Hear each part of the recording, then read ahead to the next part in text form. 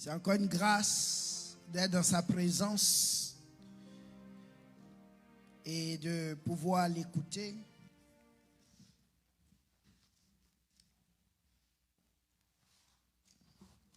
Ce soir, le Seigneur a un message pour nous. Et c'est pas un nouveau message. Amen. C'est un message qu'on connaît. C'est un message que j'ai eu même à donner ici, selon l'inspiration du Saint-Esprit. Et toute cette semaine, j'étais en train de prier, demander au Seigneur. J'ai dit, Seigneur, je ne veux pas venir ici parler de moi-même. Comme Paul, je veux seulement enseigner ce que je reçois de toi. Alors, donne-moi une parole, inspire-moi. L'Esprit de Dieu, la Bible dit que même l'Esprit de Dieu, Jésus a dit, quand il sera venu, il ne parlera pas de lui-même, mais il dira ce qu'il aura entendu. Donc je disais au Seigneur, je veux t'entendre. Je veux seulement dire ce que toi, tu me diras de dire. Et pendant que je priais comme ça, la nuit je crois que c'est du jeudi à vendredi, le Seigneur m'a donné un message pour son peuple. Et j'essaie d'argumenter avec le Seigneur. Je dis, mais Seigneur, ça c'est un message que j'ai déjà donné ici. Est-ce que ça ne serait pas comme une répétition? Et le Seigneur m'a envoyé dans Matthieu 28, précisément le verset 20. Dans Matthieu 28, verset 19 à 20, Jésus dit, allez, faites de toutes les nations des disciples, les baptisant au nom du Père, du Fils et du Saint-Esprit. Maintenant, le verset 20, il dit, et enseigne-leur à observer. Dans d'autres versions, on dit, apprenez-les à obéir tout ce que je vous ai prescrit. Et voici, je suis avec vous tous les jours jusqu'à la fin du monde. Donc pendant que j'étais en train d'argumenter avec le Seigneur, il dit justement, vous, les pasteurs, les hommes de Dieu, les anciens, les responsables d'église, vous enseignez, mais vous n'apprenez pas à obéir. Le mot ici, c'est obéir, à observer. Quand le docteur te prescrit un médicament, il fait toujours ce que les Américains appellent un follow-up. Il y a eu des moments où j'ai eu le docteur de mes enfants m'appeler.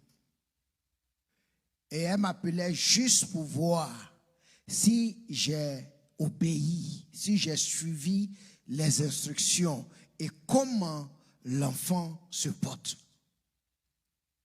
Un follow-up. S'il ne t'appelle pas, il va te dire de venir dans 2 semaines ou bien dans 1 mois. Parce qu'il veut faire un follow-up. Et le Seigneur me dit, mais votre problème, c'est que vous enseignez, mais vous n'enseignez pas à obéir. Vous ne faites pas de follow-up. Et il me dit que moi, le docteur par excellence, quand je donne une prescription, je fais un suivi. Parce que la parole doit être obéie. Amen. La parole de Dieu, quand Dieu la donne à son peuple, c'est l'intention pour ce peuple-là d'obéir à cette parole. Donc, il m'a dit, oui, c'est un message que tu as certainement donné déjà. Mais je veux que tu donnes encore ce message.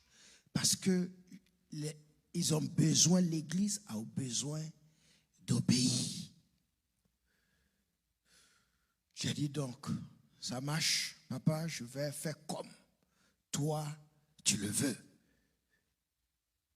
Et c'est ce que nous allons voir. Le message est intitulé « Le secret de la vie surnaturelle » ou bien, si vous voulez, « Le secret de la vie abondante ».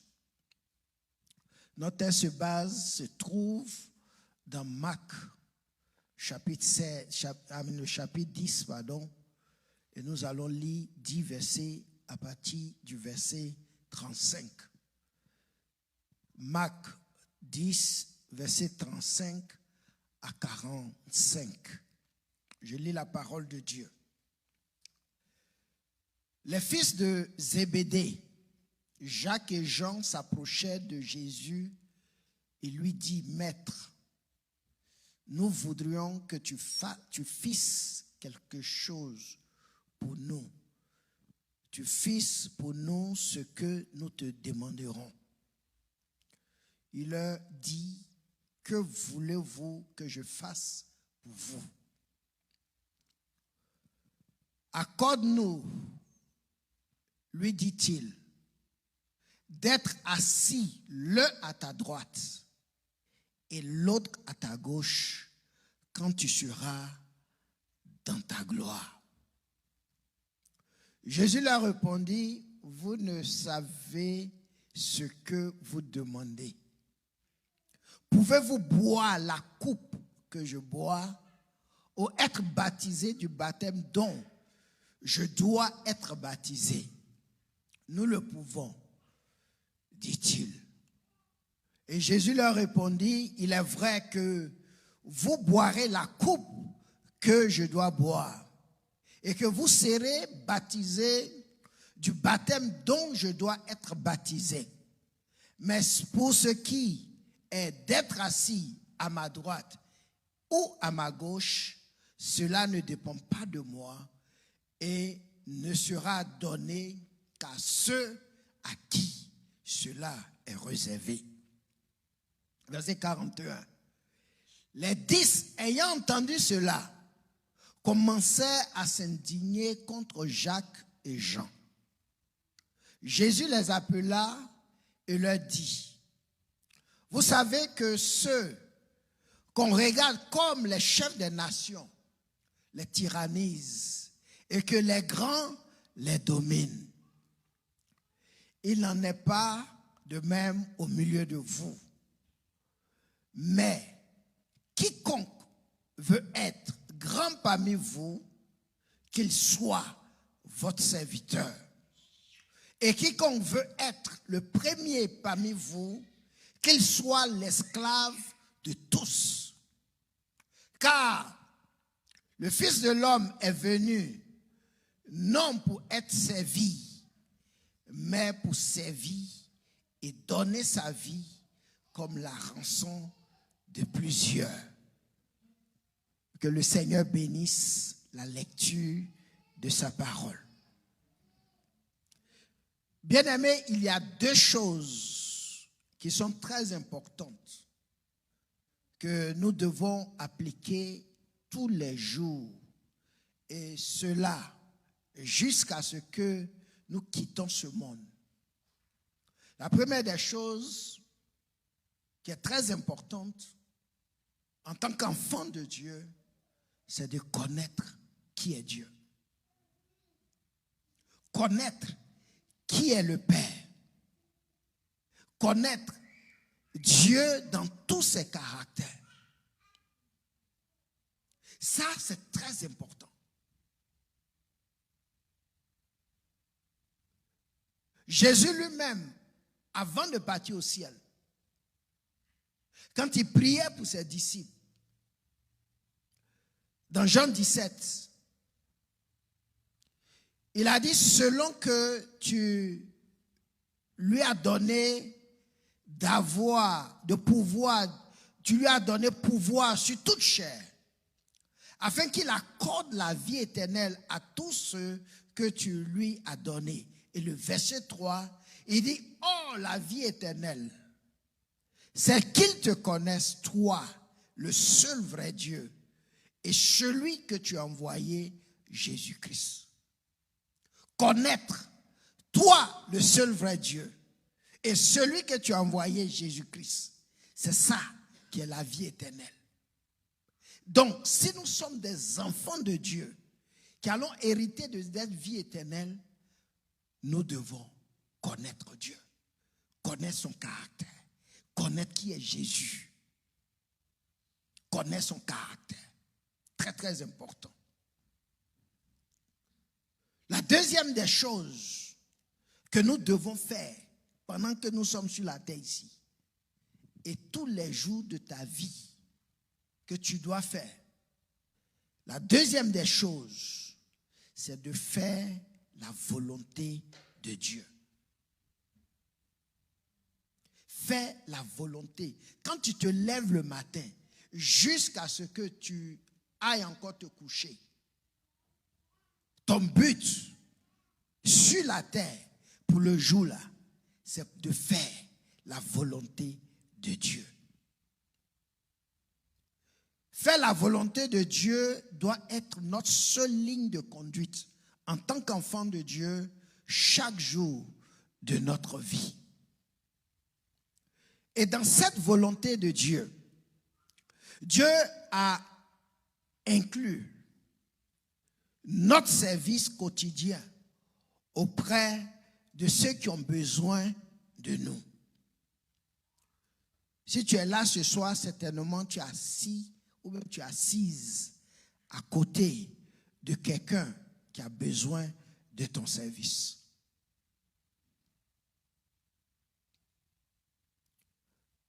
Dans le passage que nous venons de lire, Jésus va enseigner l'un des secrets, sinon le secret de la vie surnaturelle. Le secret d'une vie épanouie, d'une vie heureuse, une vie abondante. Pendant que nous sommes là sur la terre. Et Dieu ce soir aussi nous enseigne ce secret-là. Il nous enseigne ce secret. Il enseigne ce secret à l'église de la Grande Moisson. Il t'enseigne ce secret, il m'enseigne ce secret. Si nous voulons une vie abondante, le secret d'une vie significative et une vie signifiante, le secret d'un style de vie qui va nous libérer de nombreux liens que ce monde nous impose, c'est de donner et de servir. Donner et servir. Ce message est très important. Donner et servir. Les deux choses rentrent dans la volonté de Dieu pour nous, pendant que nous sommes sur la terre. Chers frères et sœurs en Christ, nous devons vivre comme Jésus lui-même a vécu sur la terre. La Bible dit qu'il s'est donné lui-même comme la rançon de plusieurs. Et il est notre modèle. Il est notre exemple. Et nous devons suivre ses pas. Le secret de la vie, comme je l'ai dit, la vie surnaturelle, le secret d'une vie épanouie, c'est donc de donner et de servir les autres. Car le Fils de l'homme est venu non pour être servi, mais pour servir et donner sa vie comme la rançon de plusieurs. Donner est la nature même de Dieu. Nous connaissons Jean 3,16, car Dieu a tant aimé le monde qu'il a donné son Fils, afin que quiconque croit ne périsse point, mais ait la vie éternelle. Dieu a donné son Fils unique, afin que personne qui croit en lui ne périsse.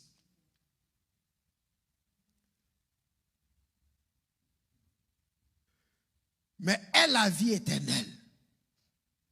De même, Dieu ne veut pas que ton voisin, Dieu ne veut pas que ton prochain, celui qui mettra cette semaine sur ton chemin, certainement cette semaine, périsse aussi. Nous savons, Jean 10,10, le voleur ne vient que pour dérober, égorger et détruire. Mais Jésus dit, moi, je suis venu afin que mes brebis aient la vie et qu'elles soient dans l'abondance. Bien-aimé, Jésus est déjà venu. Et aujourd'hui, il vit en toi. Et ton rôle, ton devoir, mon devoir à moi, c'est de m'assurer que les brebis du Seigneur ont la vie. Et que ces brebis-là sont dans l'abondance. Si Jésus est venu et qu'il vit en toi, alors tu as déjà cette vie abondante en toi. Cette vie abondante est en toi. Et cette vie abondante ne se résume pas aux biens matériels ou aux biens financiers. Non. C'est une mauvaise perception de la vie abondante de Dieu. Ça ne s'arrête pas sur le bien matériel et sur le bien financier. Si Jésus est en toi, tu as la joie de Dieu en toi. Est-ce que la joie de Dieu est en toi? Si la réponse est oui, alors tu peux offrir un sourire à quelqu'un. Souriez un peu.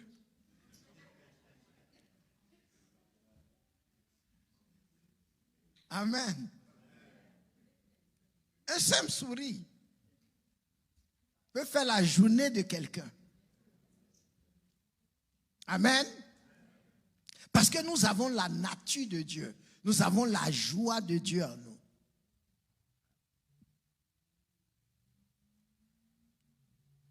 Très, très important. La joie de Dieu est en toi. Donc ça ne consiste pas aux moyens financiers. Tu ne vas pas me dire non, je n'ai pas assez de moyens. D'ailleurs, tu n'as pas besoin d'avoir beaucoup pour donner. Tu n'as pas besoin d'avoir beaucoup. Un seul sourire peut changer la vie d'une personne. Ça peut donner l'espoir à une personne déprimée, une personne angoissée. Simplement, donne-lui un sourire. Et tu as ça en toi. Est-ce que tu as l'amour de Dieu en toi?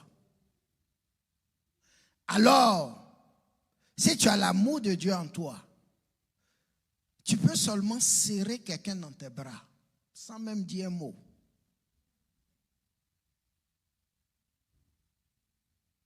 Tu peux le faire. Tout ce que cette personne a certainement besoin, c'est que quelqu'un la serre dans ses bras pour lui témoigner l'amour du Père. Et quand j'étais en train de parler le message, ça m'a rappelé le témoignage de ma soeur Clarisse Dioré, qui était allée à une conférence. Elle nous a donné le témoignage ici. Elle passait des moments difficiles dans sa vie. Mais elle allait à une conférence. Pendant qu'elle priait, elle voulait simplement que Dieu lui témoigne son amour. Et il y a une femme qui est venue du fond de la salle. Tout ce qu'elle a fait, c'était de la prendre dans ses bras et la serrer. Et elle a rendu le témoignage que depuis ce jour, ça a changé sa vie. Sa vie n'a jamais été la même. Elle pourra vous donner les détails si vous voulez après. Mais ce qui est important, c'est de savoir que nous avons l'amour de Dieu en nous. Si Christ est en toi, l'amour de Dieu en toi. Et si tu as ça, tu peux donner à quelqu'un autour de toi. Ce n'est pas seulement le bien matériel. Quand on parle de donner, on ne doit pas seulement limiter ça au bien. Il y a beaucoup de choses que Dieu nous a données, que nous pouvons donner aux autres et changer la vie des gens autour de nous, de nos voisinages. Témoigner de l'amour de Jésus. Très, très important. Est-ce que Jésus est en toi? Si oui, il est en toi, alors il a la compassion qui est en toi. Si Christ est vraiment en toi, tu as cette compassion qui t'anime. Lui, Jésus, la Bible dit qu'il allait de lieu en lieu. Et il faisait du bien à plusieurs. Parce qu'il avait la compassion. Et si ce Jésus-là est en toi, mon frère, ma soeur, s'il est en toi, alors tu peux rendre visite à une personne pour l'encourager. Tu peux rendre visite à quelqu'un qui est malade pour lui imposer les mains, prier avec cette personne. Et la Bible dit que la prière de foi sauvera le malade. Et c'est ce que Jacques nous dit dans son épître, dans Jacques 5, verset 15. Il dit la prière de foi sauvera le malade et le Seigneur le relèvera. Et s'il a commis des péchés, il lui sera pardonné. Confessez donc vos péchés les uns aux autres et priez les uns pour les autres afin que vous soyez guéris. Et il termine pour dire la prière fervente du juste a une grande efficacité. Alléluia. Si le juste donc est en toi, alors tu peux faire des prières ferventes. Tu peux faire des prières ferventes, des prières d'intercession, jour et nuit pour une personne. Ça ne demande pas des moyens financiers. Ça a besoin que nos yeux s'ouvrent. Nos yeux spirituels ont besoin d'être ouverts pour voir les besoins des uns et des autres. Donc tu peux prier parce que le juste vit en toi. Il dit, la prière du juste, la prière de foi sauvera le malade et le Seigneur le relèvera. S'il a commis des péchés, il lui sera pardonné. Tu peux intercéder pour une personne. Et ça, c'est le secret d'une vie abondante. C'est le secret d'une vie surnaturelle. Quand on parle d'intercession,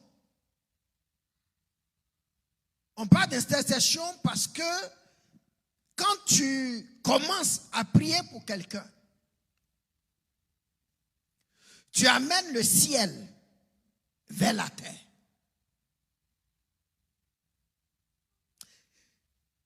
Dans l'intercession, le ciel et la terre se croisent. Amen. Le ciel et la terre se croisent. Le ciel est là, la terre ici. Quand tu te mets à prier, la Bible dit que tu es en train de faire l'intercession. Tu amènes la terre, le ciel vers la terre. Et toi, tu deviens la connexion entre le ciel et la terre. Je ne sais pas si vous avez déjà appelé pour quelqu'un qui est en difficulté ou pendant que vous roulez, vous voyez quelqu'un qui vient d'être dans un accident et vous appelez 911. Quelqu'un a déjà fait ça ici? Moi, je l'ai déjà fait.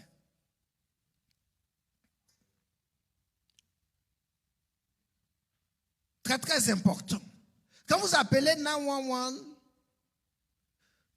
quelqu'un a fait un accident vient se produire devant vous, et vous appelez 911. 911, what is your emergency? C'est ce qu'il te demande. N'est-ce pas? Non, ce n'est pas mon emergency. Voilà ce qui s'est passé. J'appelle pour quelqu'un qui est dans un accident. Ok, quel genre d'accident? Est-ce que c'est une collision où ils se sont fait face à face ou bien c'est par derrière? On te pose la question. Tu donnes les détails. Pendant que tu es en train de parler, avant que la femme ne finisse, elle te dit, ok, help is on his way. Help is on his way. Et ce qui est intéressant, avant de terminer la conversation avec cette personne, la personne va toujours te demander ton nom. N'est-ce pas? Quel est ton nom? Puisque tu appelles pour quelqu'un. Et bien aimé, c'est ce que nous faisons quand nous intercédons pour une personne. Quand tu intercèdes pour quelqu'un qui est en danger, tu pries pour la personne, tu demandes au ciel de venir sur la terre. Et quand le ciel vient à ton niveau, tu orientes le ciel vers cette personne pour son problème. Et ce qui est intéressant, c'est qu'à la fin, dans tout ça là, ton nom est enregistré au ciel.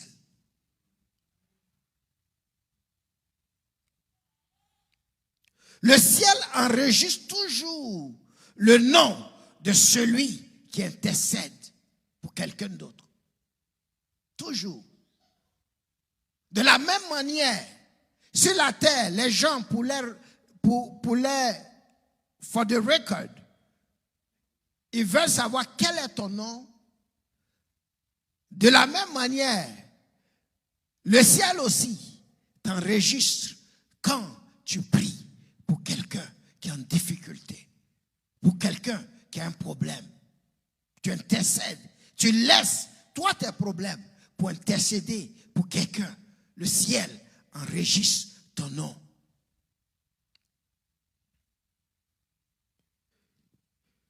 Bien-aimé, toute action, toute bonne action, toute prière, tout service que tu rends et tout don sont inscrits dans le ciel par les anges.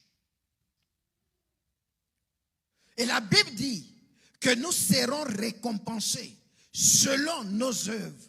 Et c'est ce qu'Apocalypse 22, le verset 12 dit. Il dit, voici, je viens et ma rétribution est avec moi pour rendre à chacun selon ce qu'est son œuvre. Donc, tout ce que tu fais comme bien, tout ce que tu fais comme une bonne action, toute prière que tu fais pour quelqu'un, la Bible dit que le ciel enregistre tout cela. Et le Seigneur dit qu'il vient et avec lui se trouve la rétribution.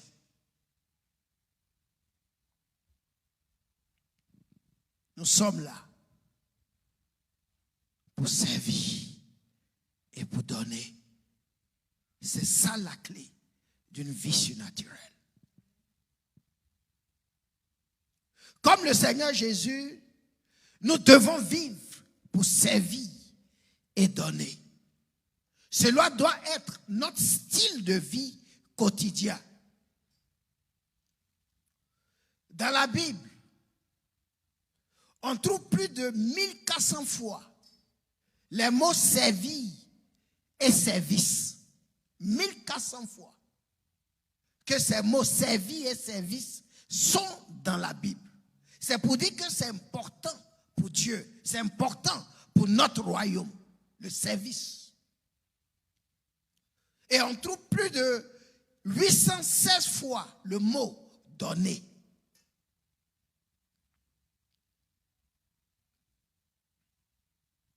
Dans notre texte, Jésus nous dit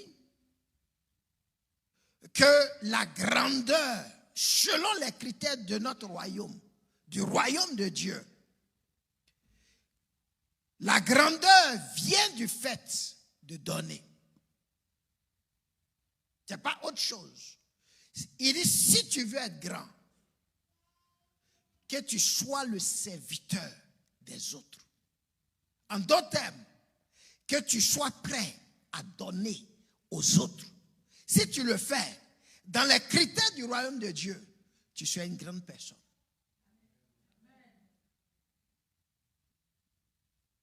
Tu n'as pas besoin d'avoir des millions pour être une grande personne. Ça, c'est les critères de la terre ici. Mais dans le royaume de Dieu, pour être grand, il faut servir les autres.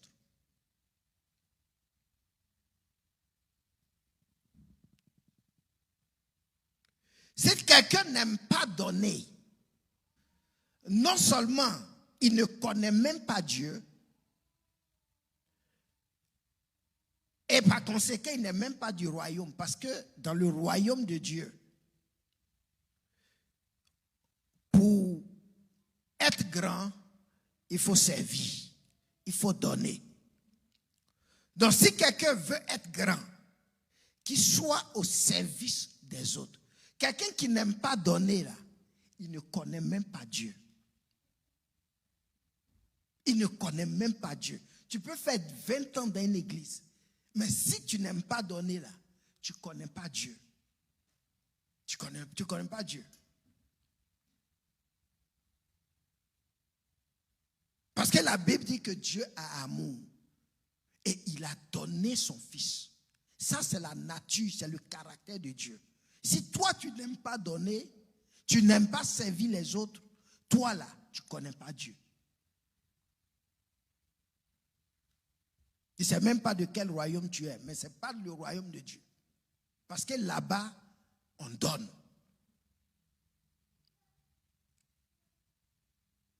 Dans la vie, il y a certaines lois que Dieu lui-même a instituées et que l'homme ne peut pas enfreindre. L'homme ne peut pas violer ces lois. Je vous donne un exemple. La loi du pesanteur. La loi du pesanteur. Ça, c'est une loi que Dieu lui-même a instituée. Si tu prends un objet, tu lances ça, ça va toujours descendre. L'homme ne peut pas violer cette loi. Ce n'est pas possible. Et parmi ces lois-là, il a ce que Dieu appelle la loi de la sémence. La Bible dit que celui qui sème, il moissonnera aussi. Amen. Dans Galates 6, le verset 7, Paul dit, ne vous y trompez pas, on ne se moque pas de Dieu. Ce qu'un homme aura semé, il le moissonnera aussi. On ne se moque pas de Dieu. Ne vous y trompez pas. Ce qu'un homme aura semé, il le moissonnera aussi. Tout ce que tu sèmes ici-bas, bien-aimé, que ce soit en bien ou en mal, tu vas le moissonner aussi. Ça, c'est une loi divine. Si tu sèmes le mal, tu vas moissonner aussi le mal. Si tu sèmes le bien, tu vas récolter aussi le bien de la part de Dieu. Et ça, c'est une loi divine. Si tu ne fais pas, tu ne moissonnes pas, tu ne peux pas récolter. Si tu veux récolter, tu dois moissonner, tu dois semer. N'est-ce pas? Si tu veux récolter, tu dois semer dans la vie des autres. Tu dois semer dans la vie des autres si tu veux récolter. Ça, c'est une loi divine. La loi de la sémence.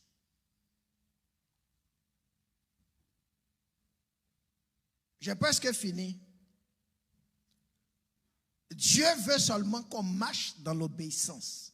Si tu es là ce soir et que tu écoutes encore ce message, quand tu sors d'ici, et ça, Dieu s'adresse aussi à moi. Quand nous sortons d'ici, là, Dieu veut que tu appliques, tu mets sa parole en pratique. Tu marches dans l'obéissance. Parce que Dieu, il ne parle pas en vain.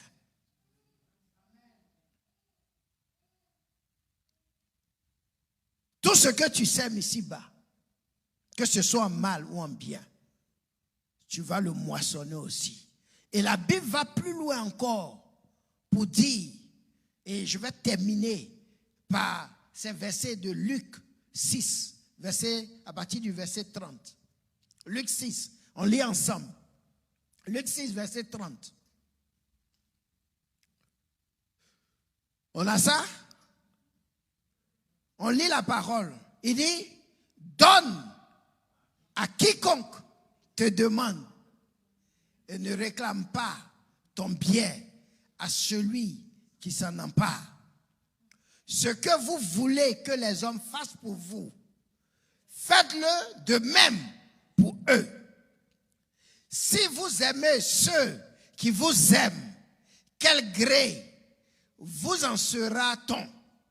Les pécheurs aussi aiment ceux qui les aiment. Si tu aimes seulement ceux qui t'aiment là, tu n'as rien fait dans le royaume de Dieu. Tu n'as rien fait.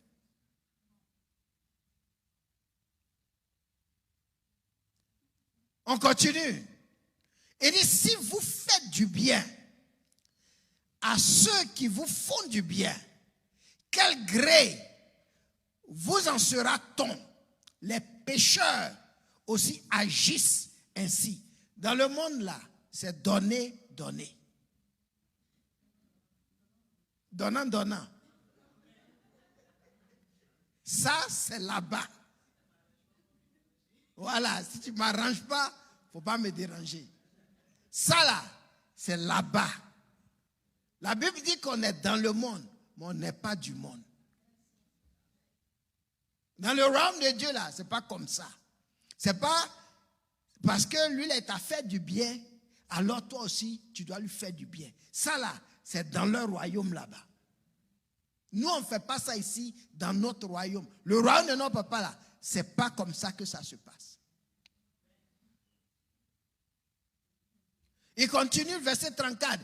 Il dit, et si vous prêtez à ceux de qui vous espérez recevoir, quel gré vous en seront-on? Vous en sera-t-on? Les pécheurs aussi, prêtent aux pécheurs afin de recevoir l'appareil. Donc si tu prêtes à quelqu'un dans le but que demain lui aussi va te prêter, tu ne fais pas les choses du royaume. Tu ne fais pas. Parce que la Bible dit que les pécheurs prêtent aussi à leurs frères pécheurs afin de recevoir l'appareil d'eux. N'est-ce pas? Donc si toi, tu t'inscris dans cette logique-là, tu n'es pas de notre royaume. Ça, c'est ce que la Bible dit. On n'a qu'à bien écouter. Très, très important. Mais voilà comment notre royaume réagit. Verset 35. Il dit, mais aimez vos ennemis, faites du bien et prêtez sans rien espérer. Et votre récompense sera grande et vous serez fils du Très-Haut, car il est bon pour les ingrats et pour les méchants. Voilà comment le royaume de Dieu, les choses s'opèrent. Tu dois aimer ton ennemi. Tu dois faire du bien et tu dois prêter à quelqu'un sans rien espérer de lui. Et la Bible dit, si tu fais ça, ta récompense sera grande. Tu seras fils du Très-Haut. Si tu fais, comme on l'a lu auparavant, tu ne peux pas être fils du Très-Haut. Pour être fils du Très-Haut, il faut aimer ses ennemis. Il faut faire du bien. Quand même la personne là, on ne peut pas lui faire, il ne mérite pas le bien. Tu lui fais le bien.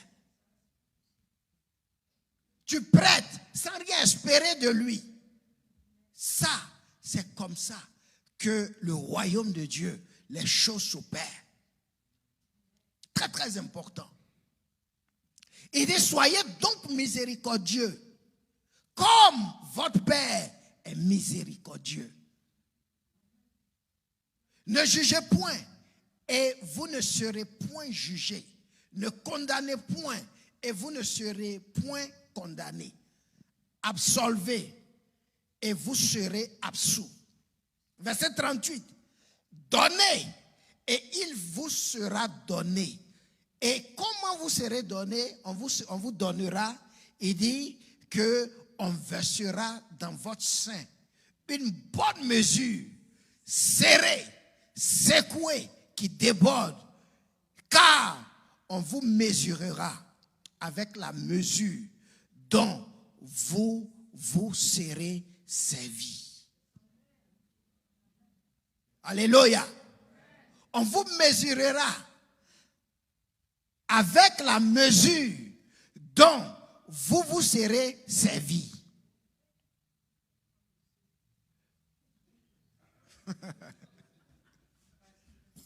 Il n'y a pas de bassine ici.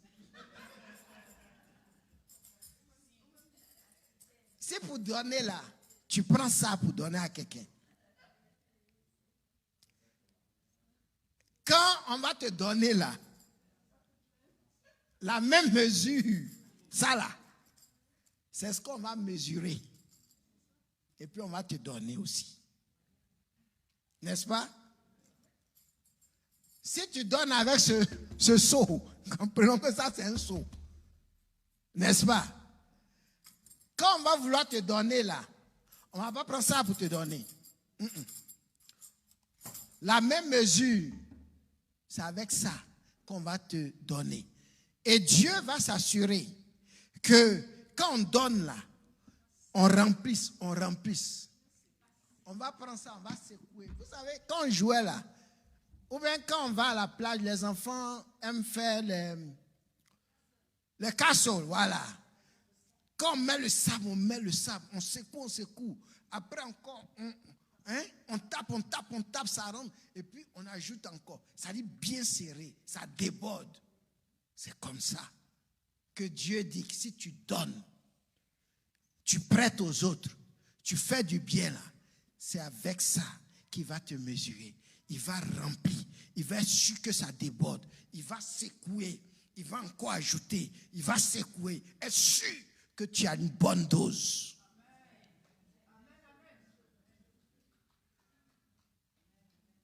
On vous mesurera avec la mesure dont vous serez servi. Donc quand tu veux donner, et puis tu calcules dans ta peau, attends, il a lui donner $20. Donne-lui $20. Mais quand on va vouloir te donner là, on va mesurer les $20 que tu avais donné. Maintenant, si tu veux donner, que tu donnes $10,000, quand on va vouloir te donner là, on va te mesurer avec $10,000. Amen. C'est ce que la Bible dit.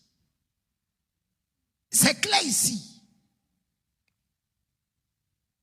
Je ne parle même pas de la dîme. Je ne parle même pas de ça.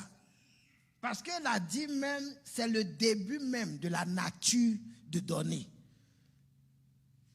Ça dit que la dîme là, en tant qu'enfant de Dieu, c'est le b.a.-ba de donner. Ça dit que tu dois donner la dîme là, tu n'as même pas encore commencé.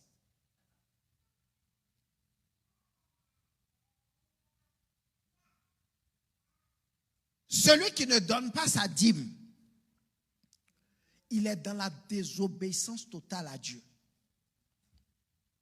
Dans la désobéissance. Et parce qu'il est dans la désobéissance, il neutralise même sa foi. Parce que la désobéissance détruit la foi. C'est si tu es là, tu as fait 1 an, 2 ans, 3 ans, 4 ans, 5 ans, 10 ans dans l'église et tu ne donnes pas ta dîme à Dieu, mon frère, ma soeur, tu ne connais pas Dieu. Tu ne connais pas ce Dieu Jéhovah Jireh. Tu ne le connais même pas. Parce que si tu le connaissais comme le Dieu qui pourvoit, tu vas avoir confiance en lui pour tes finances. Donc, la dîme même, ça, c'est le minimum. Tu as dit que c'est le début même. Tu n'as même pas encore commencé à donner. Est-ce qu'on se comprend? Et le diable connaît ça. Qu'il y a la bénédiction qui est attachée à ça. Donc, tout ce qu'il fait, il te tient captif dans ce domaine pour t'empêcher d'entrer et de posséder des bénédictions divines. Il sait ça. Il sait quelle est la bénédiction qui est attachée à ça. Et il te tient captif. Ne donne pas. Et toi aussi, tu obéis. Puisque tu ne connais pas Dieu, tu n'as pas confiance en Dieu. Alors tu ne donnes pas. Et il te tient dans la misère. Alors que Dieu veut les bénédictions pour toi.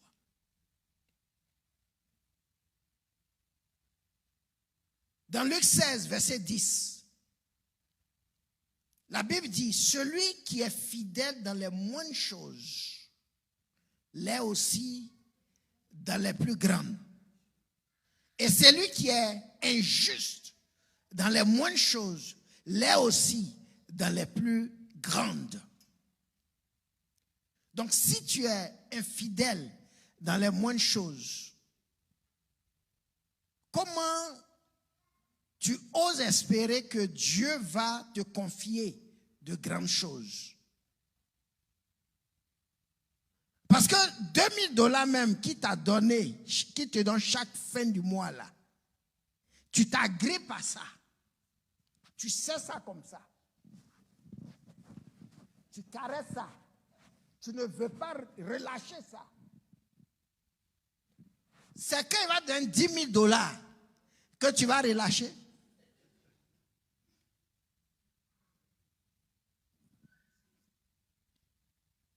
Et c'est pour cela, les gens sont dans l'église et ils ne profitent pas des bénédictions de Dieu parce qu'ils ils sont pas fidèles dans les moines. Les moines que Dieu te donne là, c'est un test. La Bible dit que, la parole de Dieu dit que le maître de la maison, avant de voyager, il avait donné des talents à ses serviteurs. Et il les a dit d'aller fructifier. Il y a un qui a pris celle-là, il l'a caché dans le sol. La Bible dit que celui qui a eu 5 a eu 10. Il est venu, il a donné 10 à son maître. Celui qui avait combien? Combien? 5. Il a donné 10. Celui qui avait 2, n'est-ce pas? Il a multiplié. Et celui qui avait 1, qui a caché là, qu'est-ce que Jésus a fait? On dit, ok, celui qui a 10 là, on n'a qu'à prendre ça, on n'a qu'à lui donner. On va donner à celui qui a beaucoup. Celui qui a fait fructifier là, on va lui donner encore. Et ça, c'est la parole de Dieu. C'est la loi de la sémence. C'est la loi de Dieu. Tu ne peux pas enfreindre à ça et espérer avoir de Dieu. Tu ne peux pas. Dieu lui-même, là, il est Dieu. Il peut pas faire couloir. Hein? C'est-à-dire, comme c'est toi, il va passer outre sa loi pour te donner. Non. Si tu sèmes beaucoup, tu vas moissonner beaucoup. Si tu sèmes peu, tu vas moissonner peu. Il n'y a rien à faire. Tu donnes beaucoup, tu reçois beaucoup. Tu donnes moins, tu reçois moins. Donc, bien aimé, donner et servir là, c'est notre style de vie quotidien. Il faut que chacun de nous, à partir d'aujourd'hui, et comme je l'ai dit, le Seigneur dit qu'il faut que je donne ce message. Ce n'est pas seulement comme un fait pour que tu ailles à la maison et puis tu ne fasses rien avec ça. C'est pour que tu marches dans l'obéissance à cette parole. N'est-ce pas? Dieu veut. Il dit de venir, de vous enseigner à observer, apprenez à obéir à cette prescription de Dieu. Et c'est pour cela qu'il m'a donné. Ton rôle, mon rôle, c'est d'aller et d'obéir, de mettre en pratique. J'ai terminé. Nous allons nous tenir debout et nous allons prier. Nous allons prier.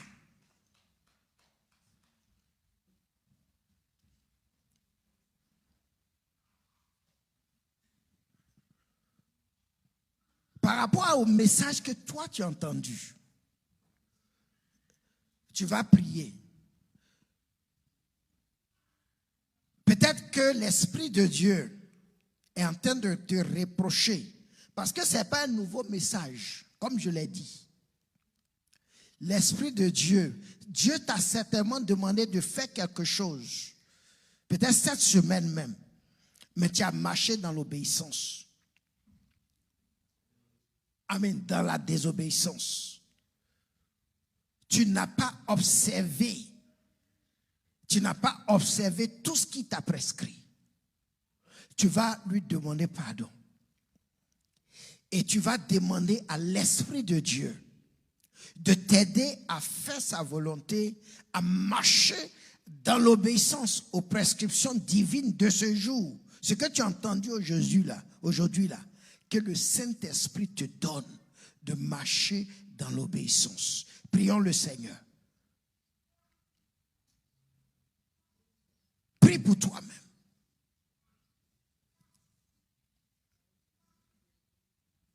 Le Seigneur s'est adressé à toi. Il s'est adressé à moi. Il veut que tu marches dans l'obéissance. Il ne veut pas que ce soit une autre prescription comme ça. Mais c'est une prescription que tu dois obéir.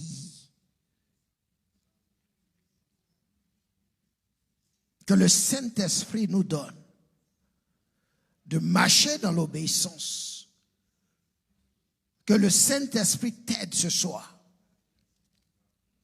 Que le Dieu miséricordieux pardonne nos péchés. Parce que nous n'avons pas donné, nous n'avons pas servi dans le passé. Et qui te donne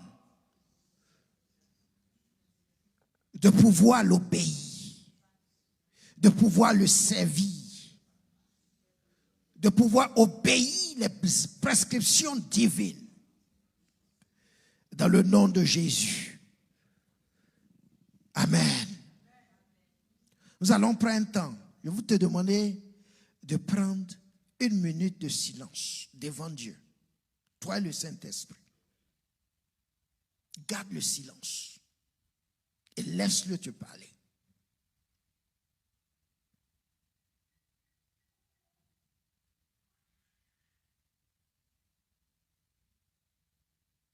Laisse-le te convaincre.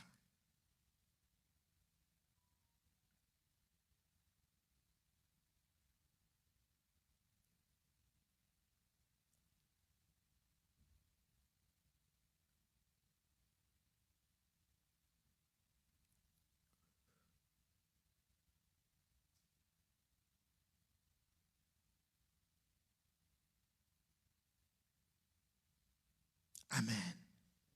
Amen. Le Saint-Esprit t'a certainement convaincu de quelque chose. Je voulais t'inviter aussi à faire quelque chose d'autre. Il faut prendre ton téléphone. Aujourd'hui, là, tu es permis d'avoir ton téléphone. Prends ton téléphone. Prenons notre téléphone.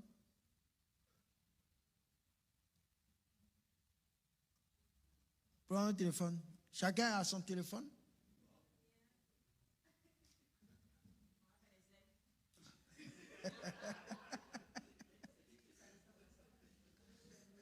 Prenez votre téléphone. Vous avez ça? Ok. On va prendre un engagement. Tu vas écrire un message à quelqu'un. Un message à quelqu'un. Quelqu'un qui peut t'appeler. Et je ne sais pas comment dire, qui peut te... C'est-à-dire, tu vas écrire le message à la personne. Tu vas dire, aujourd'hui là, j'ai entendu ce message. Je prends l'engagement d'appeler, je prends un exemple, d'appeler le frère Hilaire. N'est-ce pas? C'est-à-dire, tu écris un message à la personne. Pourquoi tu écris le message à la personne? C'est pour que la personne puisse après te rappeler en semaine. Est-ce que le message que tu as écrit là, est-ce que tu as fait ça? Est-ce que vous comprenez un peu? Hein? Donc tu écris, par exemple, je prends mon téléphone, j'écris au frère Clavet. Je dis à Clavet que je te mets à témoin que je prends l'engagement aujourd'hui là, que cette semaine-là, je vais rendre visite à la sœur Ami. Je prends l'engagement. Si par exemple jeudi arrive, Clavet m'appelle maintenant. Ah, frère Florent, est-ce que tu as accompli l'engagement que tu as pris d'aller voir la sœur Ami? Oh, j'ai oublié. Ok, je vais le faire demain. Est-ce que vous comprenez un peu? Somebody who's accountable, you'll be accountable too. Est-ce que vous voyez l'engagement? Parce qu'on veut mettre la parole de Dieu en pratique. Dieu t'a parlé. Il y a quelque chose qu'il veut que tu fasses pour quelqu'un. Il y a un service qu'il veut, n'est-ce pas? Certainement, il t'appelle à donner à quelqu'un. Pardon. Il t'appelle à servir quelqu'un, à prier pour quelqu'un, à aider quelqu'un. Peut-être pour toi, c'est payer sa dîme, donner sa dîme, puisque ça fait des années que tu ne payes pas ta dîme. Je prends l'engagement qu'à partir d'aujourd'hui, je paye ma dîme. Et tu mets cette personne-là. Parce que si tu ne fais pas ça là, si c'est toi seul-là, tu vas pas. Dès que tu sors ici là, tu as oublié. Est-ce que vous me comprenez? La personne n'a pas besoin d'être quelqu'un, ça peut être ton mari, il n'y a pas de problème. Ça peut être ta femme, il n'y a pas de problème. Mais j'aurais souhaité que ça soit quelqu'un d'autre. Comme ça, tu sais que tu as pris un engagement devant Dieu et tu vas accomplir. Est-ce qu'on comprend?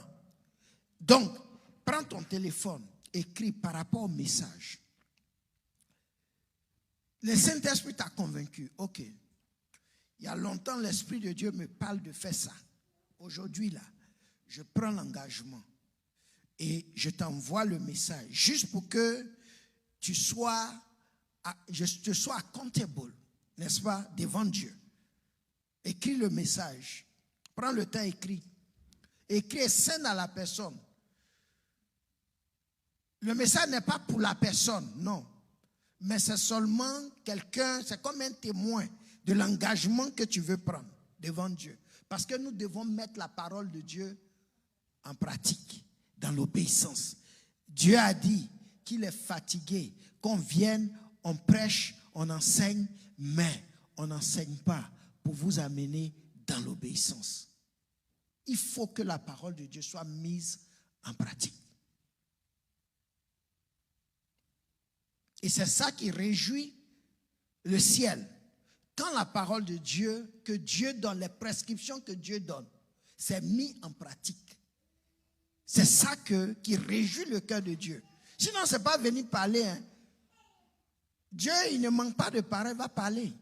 Mais son but, comme il a dit, enseignez-les à observer tout ce que je vous ai prescrit.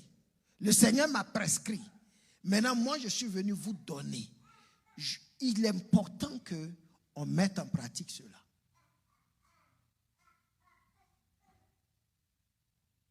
Tu as fini d'écrire le message? Prends le temps. Parce que ça va te rendre vraiment accountable. La parole a besoin d'être, ça doit être mis en pratique, n'est-ce pas? Voilà, il faut qu'on change. Ce n'est pas écouter. La Bible dit ne vous bornez pas à écouter.